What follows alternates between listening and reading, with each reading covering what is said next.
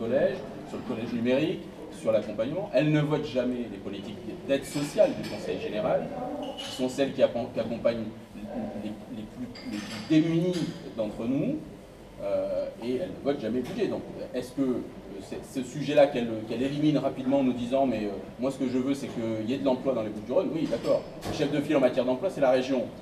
Si elle n'a pas compris qu'elle ne se présentait pas avec son débat régional, elle croit qu'elle se présente à l'élection régionale, c'est trompé d'élection Madame Vassal. C'est un moment je le dis, je le regrette, mais ce débat-là on n'a pas pu l'avoir. Je l'ai volontiers aujourd'hui au détour, mais là pour le coup ce matin je remarque quand même une manière frauduleuse, une manière nauséabonde de faire de la politique sur ce canton, et je crois qu'il faut qu'on stoppe. Et sur le fond, je partage. Aujourd'hui, le grand enjeu de ces départementales, c'est dimanche, et c'est pour ça que j'appelle à voter pour tous les candidats de la gauche dans ce département, clairement pour qu'il y ait une majorité de gauche. Je l'ai indiqué autour du candidat du Parti Socialiste, je l'ai indiqué depuis le début, donc j'étais extrêmement clair sur ce sujet-là, et je le reste.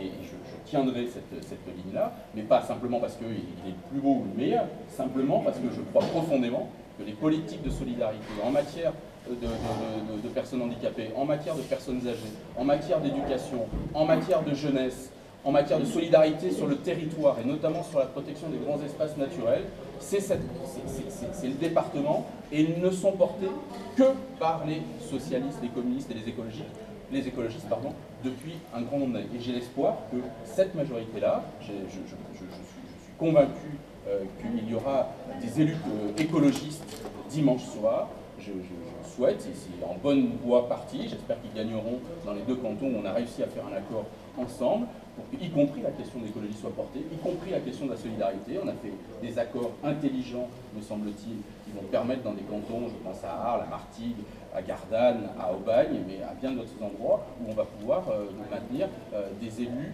communistes, socialistes, écologistes, qui doivent faire le rassemblement de ce que nous portons le plus intrinsèquement au fond de nous, et qui font le rassemblement sur nos valeurs et sur nos projets. On peut avoir des divergences nationales, on peut avoir des divergences de manière, mais je crois que profondément, c'est ça qu'on a porté, c'est ce qu'on a essayé de porter. Alors ça se traduit par des hommes, forcément c'est porté par des hommes dans les candidatures, mais ça se traduit d'abord par des idées et une volonté politique.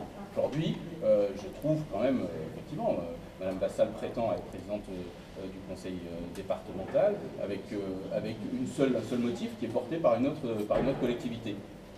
Je pense que ce n'est pas là non plus d'une très grande clarté dans son esprit. Peut-être qu'elle a pas assez travaillé au département, finalement, pour savoir ce que faisait le département, mais ça, c'est un autre sujet.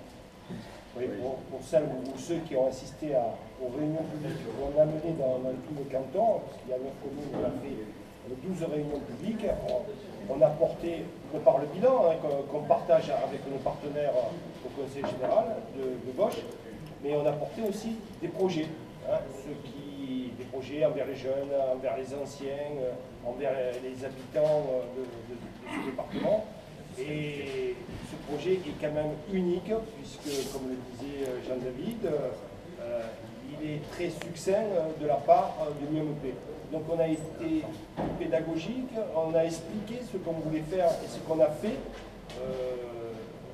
Aujourd'hui, effectivement, on nous amène dans un débat national et dans un débat qui dépasse l'enjeu de notre petit territoire, de notre petit canton, pour aller vers un enjeu plus large qui ne nous intéresse pas. Nous, ce qui nous intéresse, c'est la proximité, c'est les habitants, c'est ce qu'ils subissent tous les jours et de quelle façon on peut améliorer leur quotidien. C'est ce qu'on fait avec les maires des communes pendant tout le mandat, qui a été fait pendant tout le mandat. Oui, je voulais rajouter au discours de Jean-David qui était déjà assez exhaustif. Et pour vous répondre plus directement, effectivement, c'est pas parler du Front National ou s'opposer au Front National d'une façon, je dirais, assez primaire, consistant à toujours les mettre en avant sur un certain nombre d'idées qui sont plus à l'origine de la plupart des votes Front National, effectivement, n'arrive pas au résultat que l'on espère depuis un moment, c'est-à-dire à faire disparaître non pas le Front National, mais les idées qu'il représente en fait. Donc je rajouterai, effectivement, la politique du conseil départemental doit avoir une inflexion aujourd'hui. Clairement, en partant du local au global, comme le disent souvent les écolos, les gens sur place dans les communes, dans la mienne qui fait 6 000 habitants, où je suis élu, ont plus le sentiment que nous arrivons à résoudre leurs problèmes quotidiens de tous les jours, qui sont pour certains en charge du conseil départemental. Le logement, la solidarité, le transport en partie dans la compétence. C'est au quotidien. C'est au quotidien qu'ils jugent la capacité d'une certaine action, ou en tout cas le sentiment qu'ils ont de cette incapacité.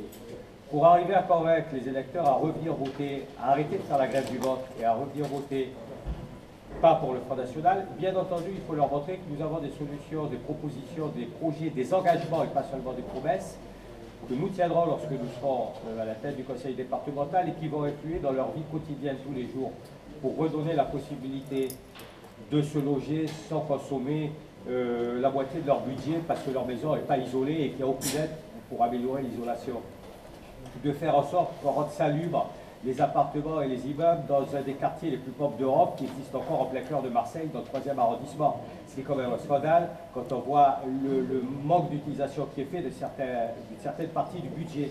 Donc c'est des solutions concrètes qu'il faut apporter. Nous sommes là pour le dire et nous sommes là pour le faire lorsque nous aurons, je l'espère, avec le Parti Socialiste, le Front de Gauche et le Parti Communiste, des élus au prochain conseil départemental.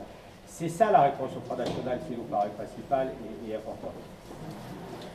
Deux mots de plus, mais on va pas rallonger inutilement, simplement il m'est arrivé dans la dernière période d'être interrogé par un certain nombre de journalistes, notamment sur la division de la gauche, ce qu'ils appellent la division de la gauche. Bon. Il y a un débat à gauche, et ce débat va se poursuivre. Et vous l'avez entendu dans notre manière d'aborder les choses ici aujourd'hui. Il va se poursuivre parce qu'il est nécessaire. Et pourtant, on est là ensemble à cette table, parce qu'aujourd'hui, l'enjeu, c'est dimanche, c'est de savoir si le Front National va continuer à essayer d'écrire l'histoire dont je parlais tout à l'heure, ou si on va être en capacité de conquérir à nouveau une majorité de gauche dans ce département pour répondre aux besoins des gens. C'est ça l'enjeu. Parce que le département est le fer de lance des politiques égalitaires dans le dispositif républicain. Et donc, il est pour nous essentiel qu'on puisse continuer à répondre au mieux aux attentes dans cette période de crise profonde qui est provoquée par la mainmise quand même des forces de la finance sur un certain nombre de décisions et de choix. Voilà, donc c'est pour ça, les uns les autres, nous avons nos raisons d'être là, mais nous sommes là. Et nous pensons que voilà, l'enjeu a mérité aujourd'hui que ce matin on se retrouve et qu'on porte ce discours et qu'on continue, parce que vous savez, hier soir, moi j'étais dans un porte-à-porte, je retournerai ce soir dans un meeting, nous sommes en campagne, nous essayons de convaincre, de rassembler, justement en convainquant que voilà, il y a des réponses possibles aux questions que se posent des gens dans leur vie quotidienne. Et je pense qu'en réalité, les réponses de gauche sont les seules à pouvoir être sérieuses et à ouvrir l'avenir.